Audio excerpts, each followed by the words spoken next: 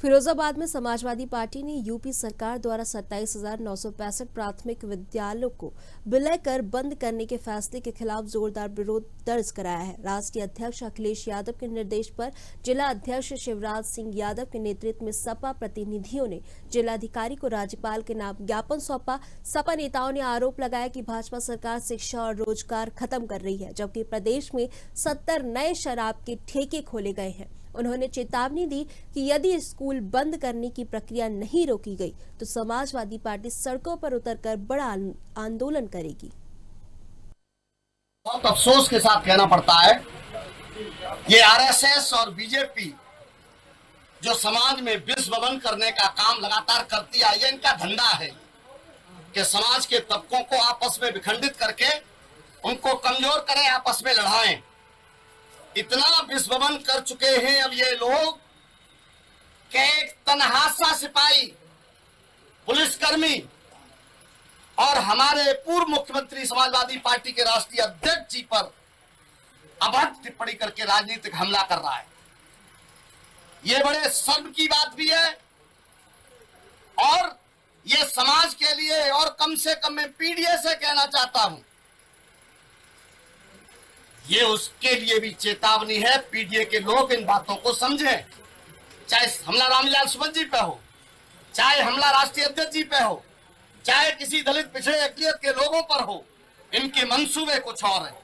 मैं ये कहना चाहता हूं, हम लोग, हमारा प्रतिनिधिमंडल, हमारे अजीम भाई राम सेवक यादव जी, रूमा यादव जी, रमेश चंचल जी, हमारे दोनों विधायक मुकेश वर्मा जी और सर्वेश जी, हमारे तमाम विधायक, पूर्व विधायक और पूर्व जिलाध्यक्ष मिलकर हम सब लोग गए थे।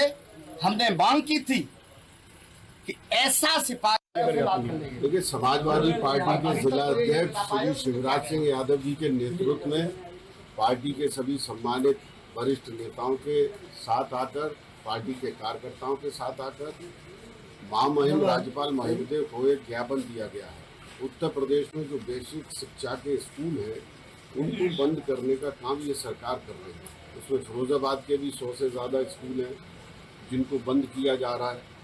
मेरा मानना ये है कि आरएसएस और भारतीय जनता पार्टी का एक एजेंडा है देश में मनुस्मृति लागू करने का। वो भारत को बाबा साहब के संविधान के जरिए नहीं चलाना चाहते हैं, वो भारत को मनुस्मृति के जरिए चलाना चाहते हैं। और मनुस्मृति में साफ लिखा हुआ है कि पिछड़े दलित तो महिलाओं को शिक्षा का अधिकार नहीं है। वो अपने उस एजेंडे को लागू करने के लिए लगातार काम कर रहे हैं। उसी एजेंडे के लिए उन्होंने ये सिलसिला शुरू किया है कि उत्तर प्रदेश ज्ञापन दिया है, किस मांगों को लेकर ज्ञापन दिया, क्या उद्देश्य है? तो ये बेसिक शिक्षा के स्कूल जो है, 100 स्कूल फिरोजाबाद जिले में बंद किए जा रहे हैं, जिससे दलित, पिछड़े, कमजोर वर्ग के, किसान वर्ग के लोग जो हैं वो शिक्षा से वंचित करना चाहती है सरकार। इसके खिलाफ समाजवादी पार्टी के जिले के सभी नेता पदाधिकारियों ने आज ज्ञापन दिया है। उसी के परिप्रेक्ष्य में 67 शराब की दुकानें नहीं खोली जा रही हैं। इसका मकसद क्या है? सरकार का मकसद क्या है? लोगों को शराब के नशे में डुबोना, बर्बाद करना।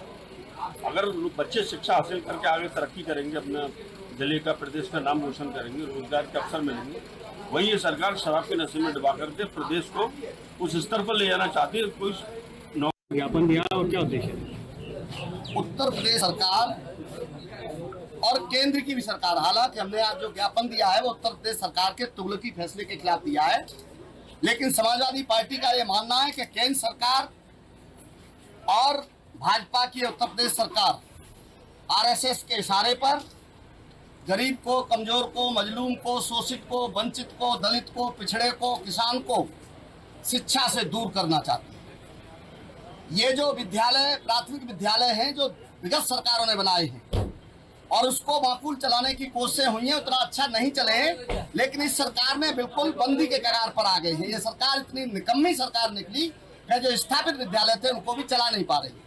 अब इस सरकार ने फैसला किया है, करीब 6000 विद्यालय उत्तर प्रदेश के ये बंद करने का फैसला लिए हैं, जिसमें 100 विद्यालय इस जिले के, फिरोजाबाद जिले के, बंद करने का फैसला लिया गया है।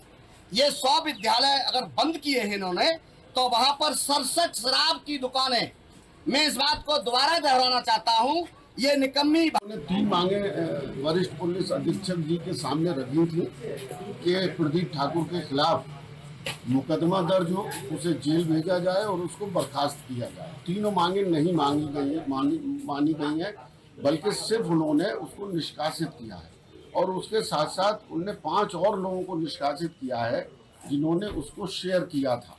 तो 6 ऐसे पुलिसकर्मी हैं जिनको उन्होंने निष्कासित किया।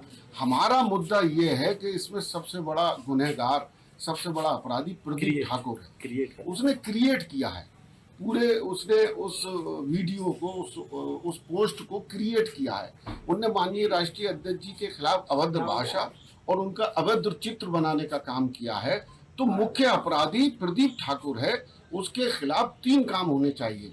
तुरंत उसके खिलाफ मुकदमा दर्ज होना चाहिए, उसको जेल भेजा जाना चाहिए और उसको बर्खास्त करना चाहिए, क्योंकि सरकारी नियमावली ये कहती है कि सरकारी कर्मचारी कोई भी राजनीतिक बात नहीं करेगा, राजनीति में हिस्सा नहीं लेगा।